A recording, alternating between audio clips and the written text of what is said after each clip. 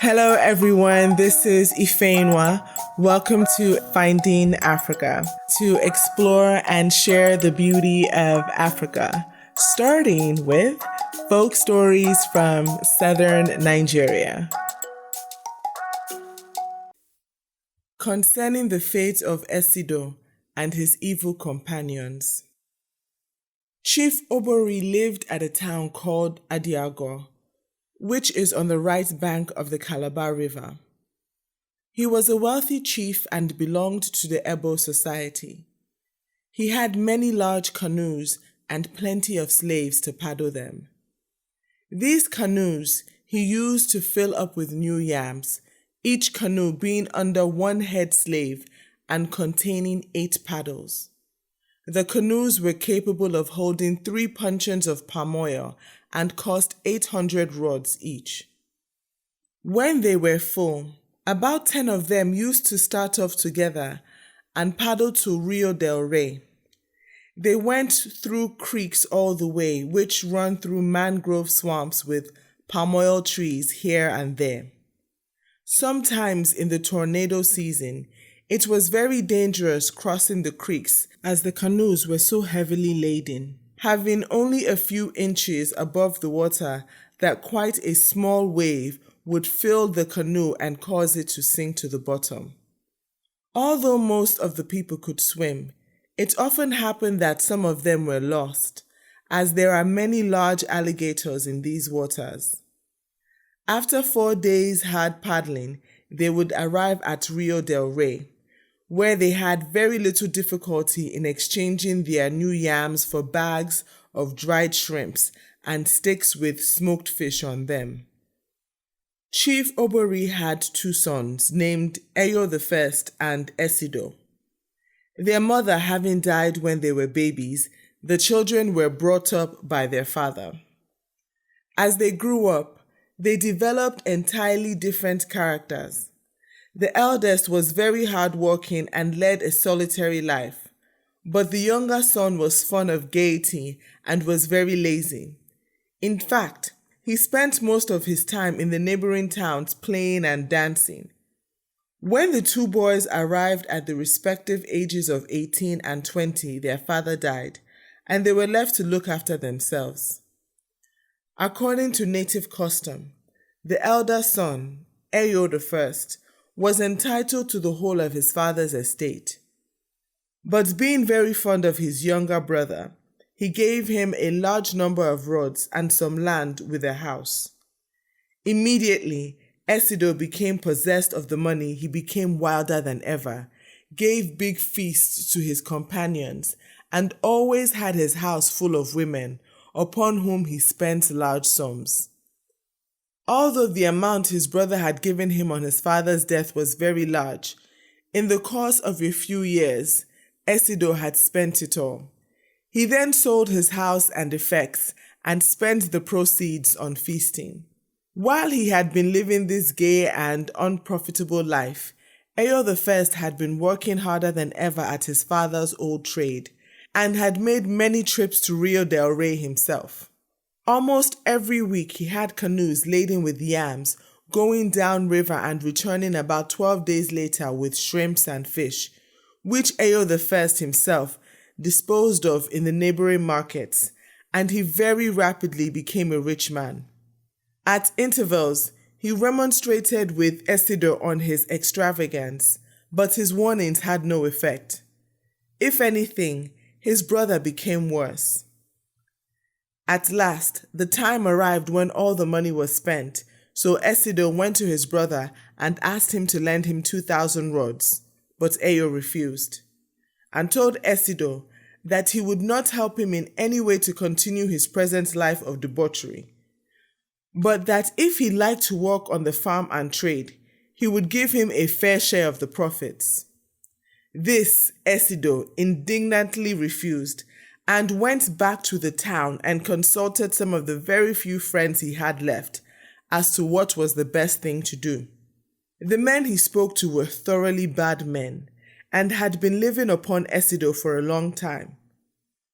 They suggested to him that he should go round the town and borrow money from the people he had entertained.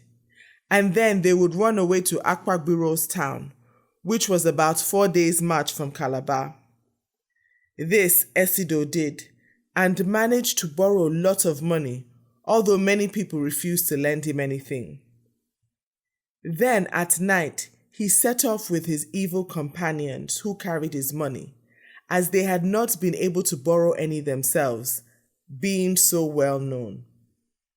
When they arrived at Akpagbiro's town, they found many beautiful women and graceful dancers. They then started the same life again until after a few weeks, most of the money had gone. They then met and consulted together how to get more money and advised Essido to return to his rich brother, pretending that he was going to work and give up his old life. He should then get poison from a man they knew of and place it in his brother's food so that he would die. And then Essido would become possessed of all his brother's wealth, and they would be able to live in the same way as they had formerly. Essido, who had sunk very low, agreed to this plan, and they left Akporo's town the next morning. After marching for 2 days, they arrived at a small hut in the bush where a man who was an expert poisoner lived, called Okponesip. He was the head juju man of the country, and when they had bribed him with 800 rods, he swore them to secrecy and gave Essido a small parcel containing a deadly poison, which he said would kill his brother in 3 months. All he had to do was place the poison in his brother's food. When Essido returned to his brother's house, he pretended to be very sorry for his former mode of living and said that for the future he was going to work. Ayo the First was very glad when he heard this and at once asked his brother in and gave him new clothes and plenty to eat. In the evening, when supper was being prepared, Essido went into the kitchen, pretending he wanted to get a light from the fire for his pipe. The cook being absent and no one about, he put the poison in the soup and then returned to the living room. He then asked for some tombo which was brought, and when he had finished it, he said he did not want any supper and went to sleep. His brother Ayo the First had supper by himself and consumed all the soup. In a week's time, he began to feel very ill, and as the days passed, he became worse, so he sent for his juju man. When Essido saw him coming, he quietly left the house. But the juju man, by casting lots, very soon discovered that it was Essido who had given poison to his brother. When he told Ayo the First this, he would not believe it and sent him away. However, when Essido returned, his elder brother told him what the juju man had said, but that he did not believe him for one moment and had sent him away. Essido was much relieved when he heard this, but as he was anxious that no suspicion of the crime should be attached to him, he went to the household juju, and having first sworn that he had never administered poison to his brother, he drank out of the pot. 3 months after he had taken the poison, Ayo the First died, much to the grief of everyone who knew him, as he was much respected. Not only on account of his great wealth, but because he was also an upright and honest man who never did harm to anyone. Essido kept his brother's funeral according to the usual custom, and there was much playing and dancing which was kept up for a long time. Then Essido paid off his old creditors in order to make himself popular and kept open house, entertaining most lavishly and spending his money in many foolish ways.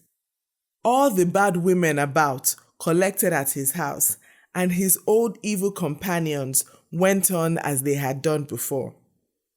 Things got so bad that none of the respectable people would have anything to do with him, and at last the chiefs of the country seeing the way Essido was squandering his late brother's estate, assembled together and eventually came to the conclusion that he was a witch man and had poisoned his brother in order to acquire his position.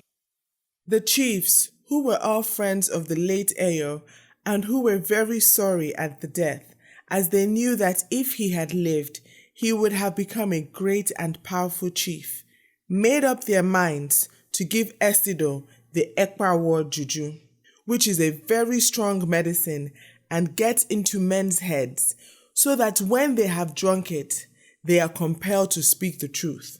And if they have done wrong, they die very shortly. Essido was then told to dress himself and attend the meeting at the Palava house. And when he arrived, the chiefs charged him with having killed his brother by witchcraft. Essido denied having done so, but the chiefs told him that if he were innocent, he must prove it by drinking the bowl of Ekpawo medicine, which was placed before him. As he could not refuse to drink, he drank the bowl off in great fear and trembling, and very soon, the juju having got hold of him, he confessed that he had poisoned his brother, but that his friends had advised him to do so. About 2 hours after drinking the Ekpawo, Essido died in great pain.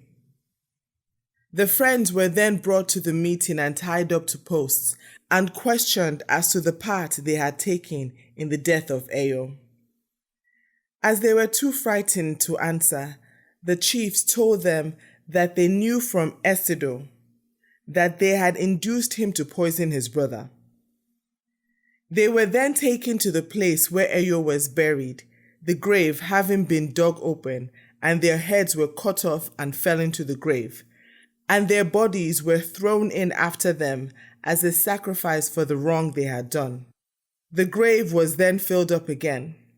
Ever since that time, whenever anyone is suspected of being a witch, he is tried by the Ekpawo juju. Moral: be watchful of some family members, as they can be more dangerous than strangers. Concerning the hawk and the owl.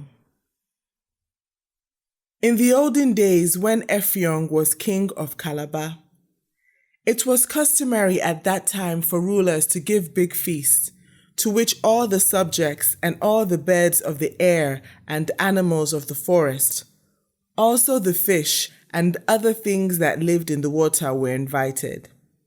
All the people, birds, animals, and fish were under the king and had to obey him.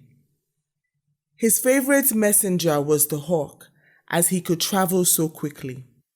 The hawk served the king faithfully for several years, and when he wanted to retire, he asked what the king proposed to do for him, as very soon he would be too old to work anymore.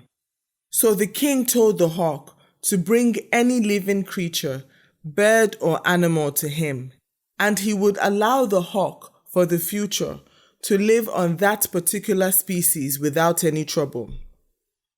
The hawk then flew over a lot of country and went from forest to forest until at last he found a young owl which had tumbled out of its nest. This the hawk brought to the king, who told him that for the future he might eat owls. The hawk then carried the owlet away and told his friends what the king had said.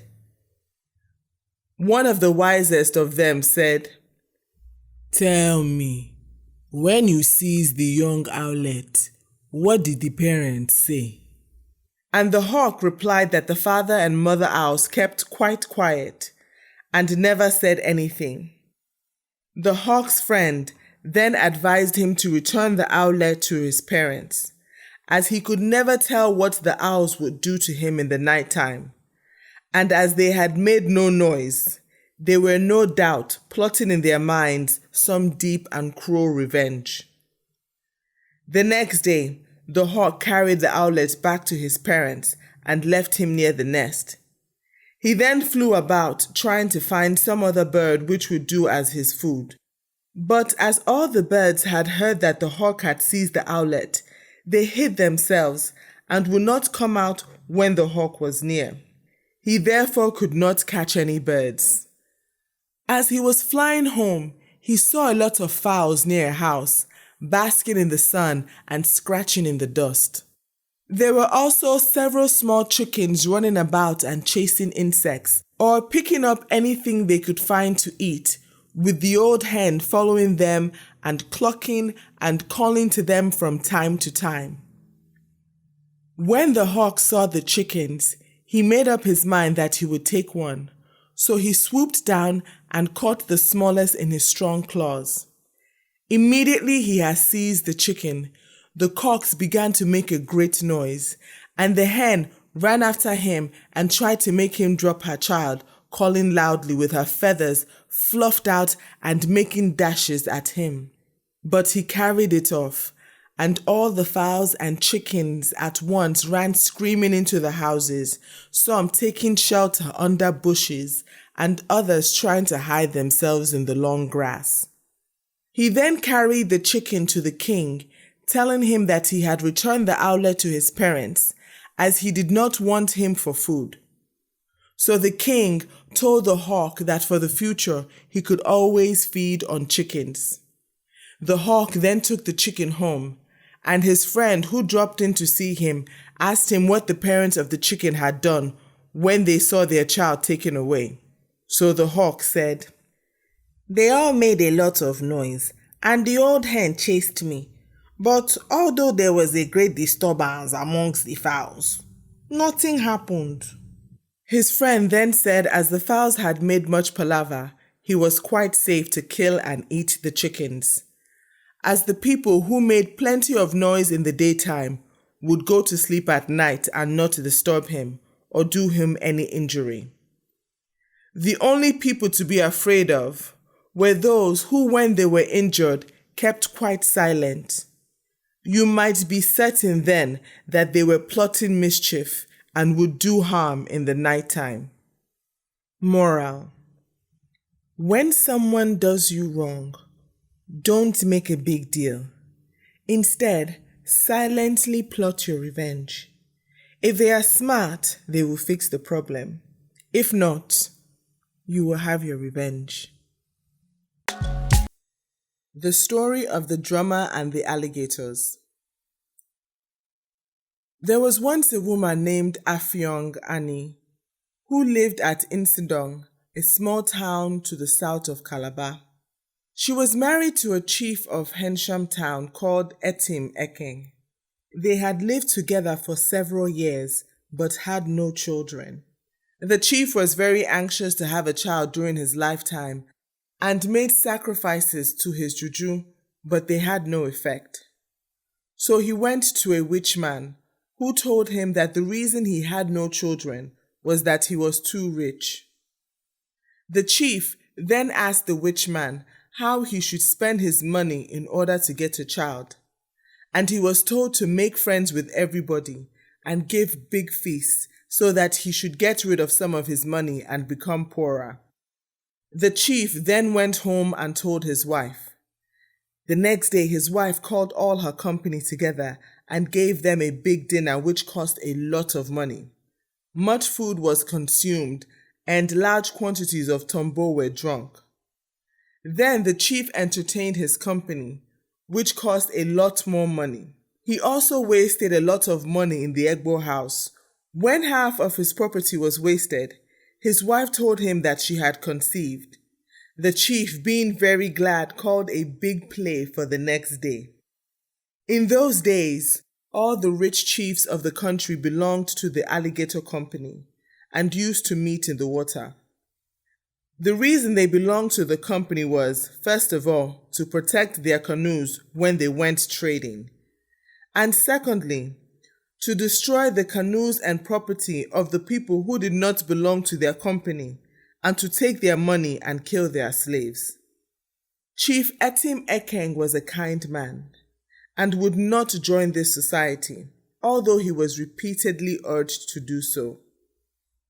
After a time, a son was born to the chief, and he called him Edet Etim.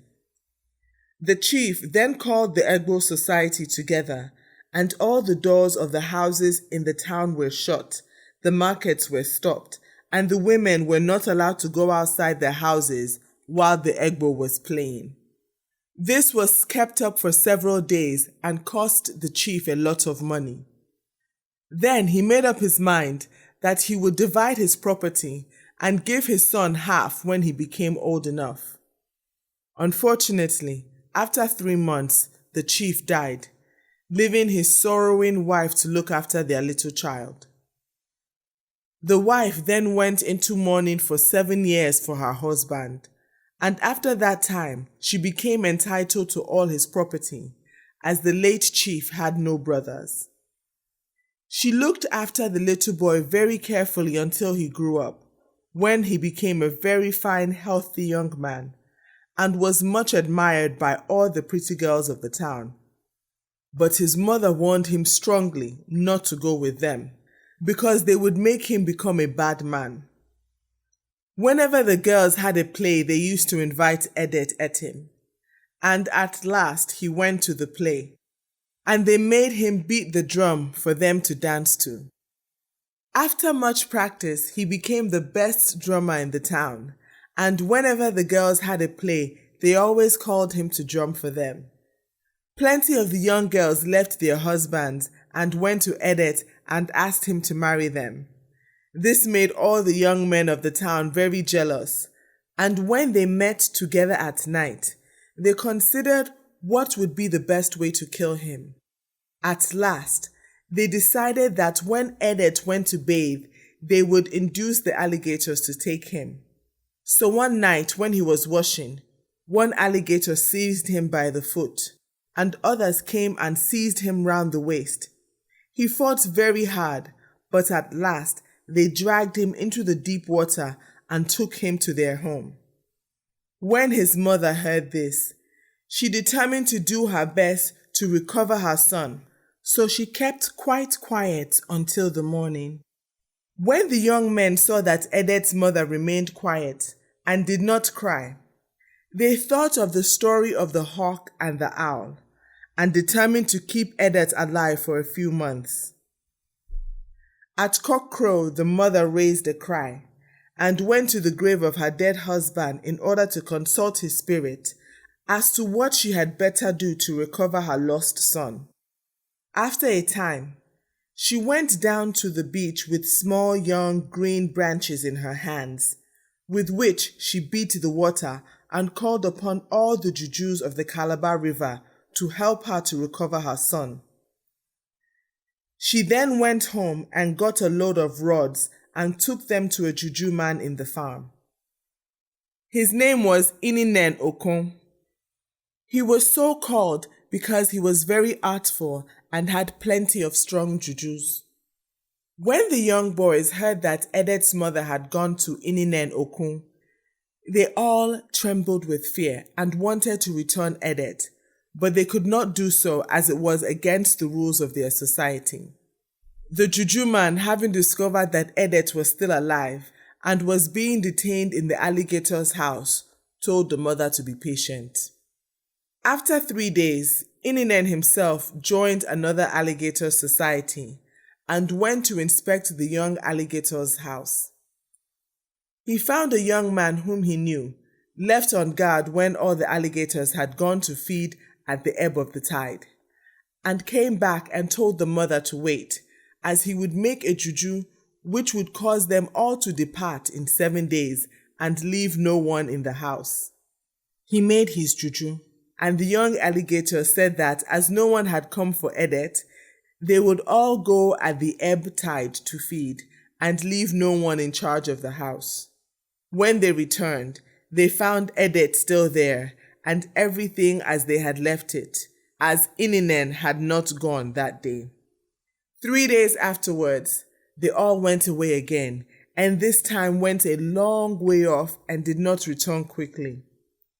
When Ininen saw that the tide was going down, he changed himself into an alligator and swam to the young alligator's home, where he found Edet chained to a post. He then found an axe and cut the post, releasing the boy. But Edet, having been in the water so long, was deaf and dumb.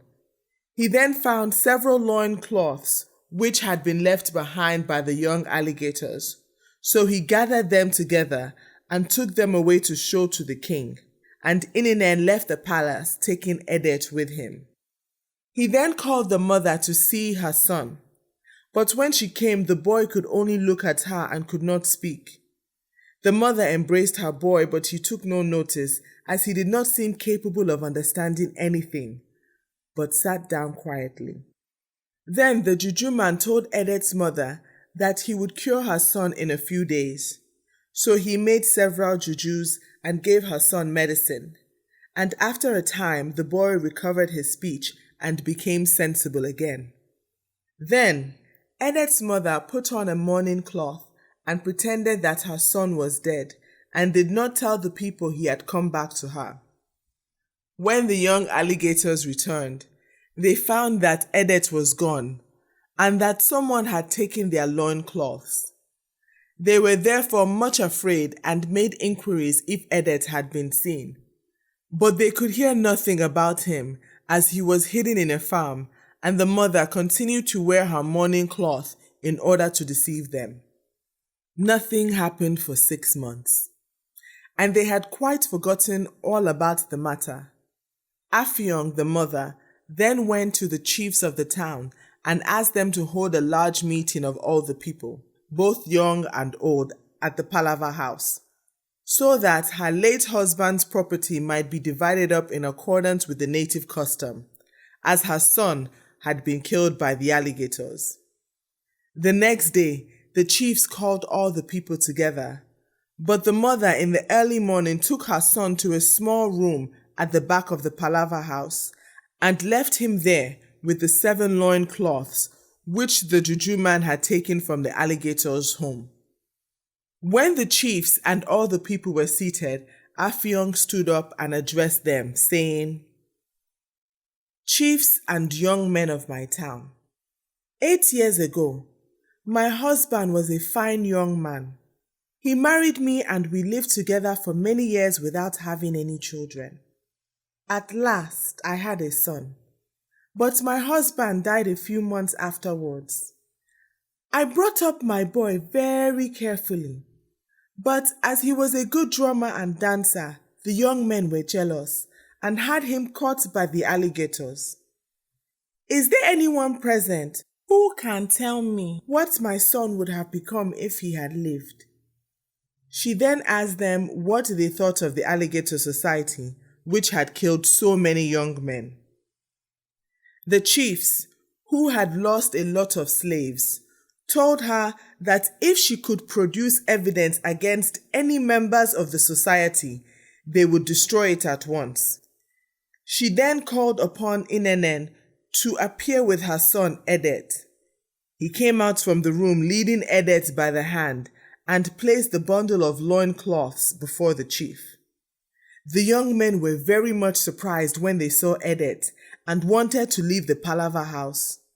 But when they stood up to go, the chiefs told them to sit down at once, or they would receive 300 lashes. They then sat down, and the juju man explained how he had gone to the alligator's home and had brought Edet back to his mother. He also said that he had found the 7 loincloths in the house, but he did not wish to say anything about them, as the owners of some of the cloths were sons of the chiefs. The chiefs, who were anxious to stop the bad society, told him, however, to speak at once and tell them everything. Then he undid the bundle and took the cloths out one by one, at the same time calling upon the owners to come and take them. When they came to take their cloths, they were told to remain where they were, and they were then told to name their company. The 7 young men then gave the names of all the members of their society, 32 in all. These men were all placed in a line, and the chiefs then passed sentence, which was that they should all be killed the next morning on the beach. So they were then all tied together to the posts, and 7 men were placed as a guard over them. They made fires and beat drums all the night. Early in the morning, at about 4 a.m., the big wooden drum was placed on the roof of the palaver house and beaten to celebrate the death of the evildoers, which was the custom in those days. The boys were then unfastened from the posts and had their hands tied behind their backs and were marched down to the beach. When they arrived there, the head chief stood up and addressed the people. "This is a small town of which I am chief, and I am determined to stop this bad custom, as so many men have been killed." He then told a man who had a sharp machete to cut off one man's head. He then told another man who had a sharp knife to skin another young man alive. A third man who had a heavy stick was ordered to beat another to death. And so the chief went on and killed all the 32 young men in the most horrible ways he could think of. Some of them were tied to posts in the river and left there until the tide came up and drowned them. Others were flogged to death. After they had all been killed, for many years no one was killed by alligators. But some little time afterwards, on the road between the beach and the town, the land fell in, making a very large and deep hole, which was said to be the home of the alligators. And the people have ever since tried to fill it up, but have never yet been able to do so. Moral: jealousy is a very expensive emotion, and you will pay with your life. The Insasak bird and the Odudu bird. A long time ago, in the days of King Adam of Calabar, the king wanted to know if there was any animal or bird which was capable of enduring hunger for a long period. When he found one, the king said he would make him a chief of his tribe. The Insasak bird is very small, having a shining breast of green and red. He also has blue and yellow feathers and red round the neck, and his chief food consists of ripe palm nuts.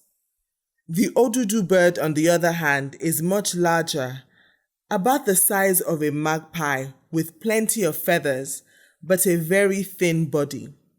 He has a long tail, and his coloring is black and brown with a cream-colored breast.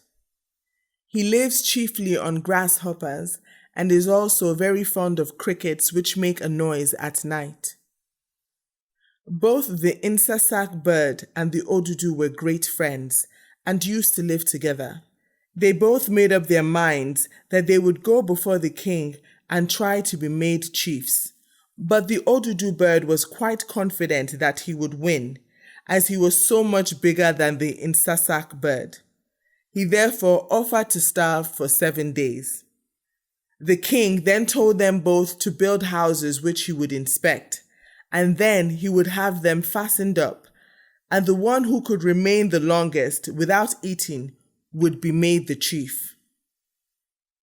They both then built their houses, but the Insasak bird, who was very cunning, thought he could not possibly live for 7 days without eating anything.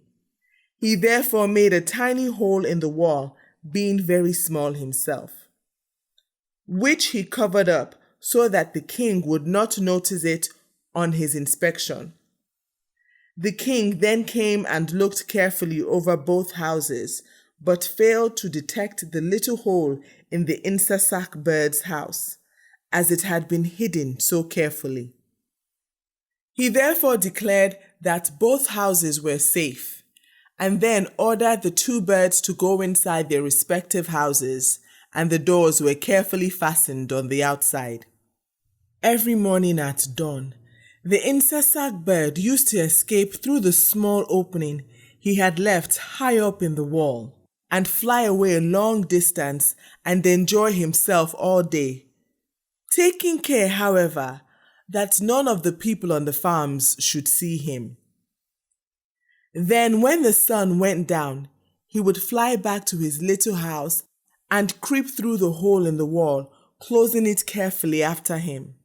When he was safely inside, He would call out to his friend, the Odudu, and ask him if he felt hungry, and told him that he must bear it well if he wanted to win, as he, the Insasak bird, was very fit and could go on for a long time. For several days this went on, the voice of the Odudu bird growing weaker and weaker every night, until at last he could no longer reply. Then the little bird knew that his friend must be dead.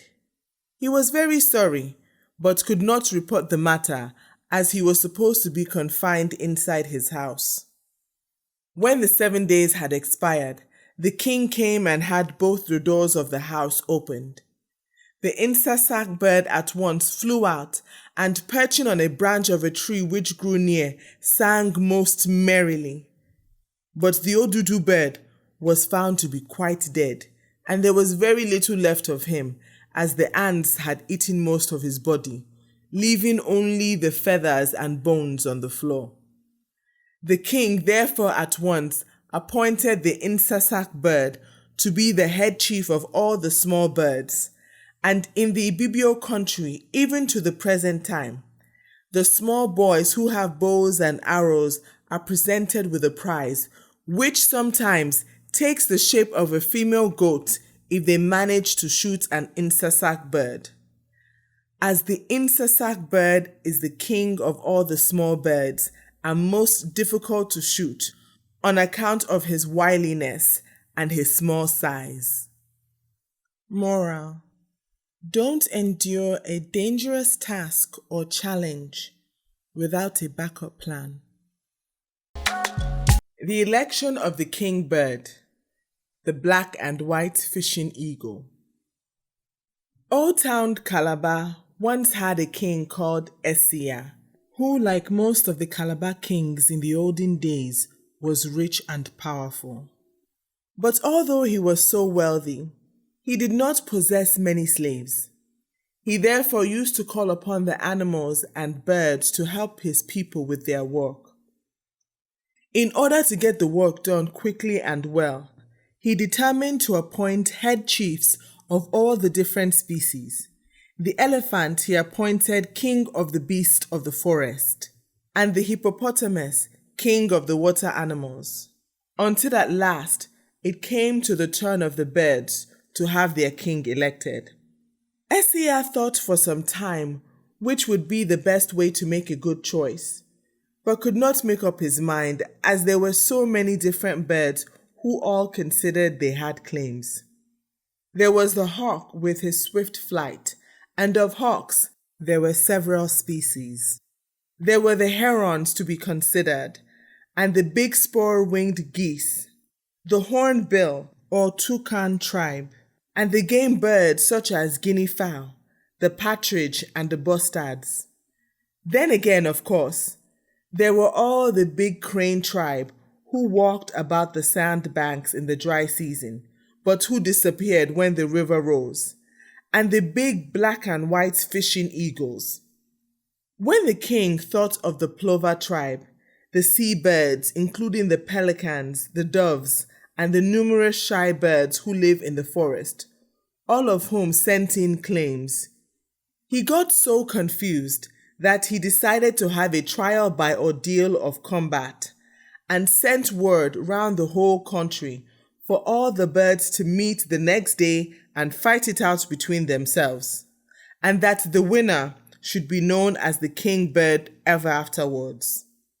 The following morning, many thousands of birds came, and there was much screeching and flapping of wings. The hawk tribe soon drove all the small birds away and harassed the big waders so much that they very shortly disappeared, followed by the geese, who made much noise and winged away in a straight line as if they were playing Follow My Leader. The big forest birds who liked to lead a secluded life very soon got tired of all the noise and bustle, and after a few croaks and other weird noises, went home. The game birds had no chance and hid in the bush, so that very soon the only birds left were the hawks and the big black and white fishing eagle, who was perched on a tree calmly watching everything. The scavenger hawks were too gorged and lazy to take much interest in the proceedings and were quietly ignored by the fighting tribe, who were very busy circling and swooping on one another, with much whistling going on.